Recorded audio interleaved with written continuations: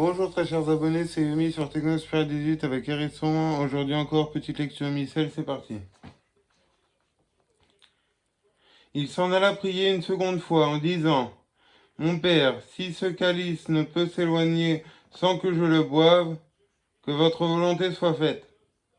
Il retourna ensuite vers eux et les trouva encore endormis, car leurs yeux étaient appesantis. Et les quittant, il s'en alla prier pour la troisième fois, répétant les mêmes paroles. Après, il revint à ses disciples et leur dit: Dormez maintenant et reposez-vous. Voici l'heure qui est proche, et le Fils de l'homme va être livré aux mains des pécheurs. Levez-vous, allons, celui qui doit me trahir est près d'ici. Il n'avait pas encore achevé ces mots que Judas, l'un des 12, arriva avec lui, une grande troupe de gens armés d'épées et de bâtons. Envoyés par les princes des prêtres et par les anciens du peuple. Or, celui qui le livrait leur avait donné ce signal: Celui que je baiserai, c'est lui-même. Saisissez-le. Aussitôt, s'approchant de Jésus, il lui dit: Je vous salue, maître. Et il le baisa. Jésus lui répondit: Ô mon ami, qu'êtes-vous venu faire?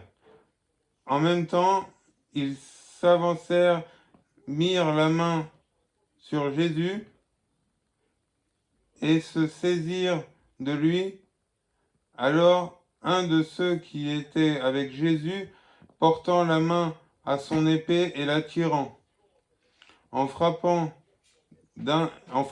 un des gens du grand prêtre, et lui coupa l'oreille. Jésus lui dit: Remettez votre épée au fourreau, car ceux qui se serviront de l'épée périront par l'épée. Croyez-vous que je ne puisse appeler mon Père et qu'il ne m'envoie aussitôt plus de 12 légions d'anges? Comment donc s'accompliraient les Écritures, puisqu'il doit en être ainsi? Jésus dit alors à cette troupe: Vous êtes venus avec des épées et des bâtons pour me prendre comme un voleur. J'étais tous les jours assis au milieu de vous, enseignant dans le temple, et vous ne m'avez pas pris.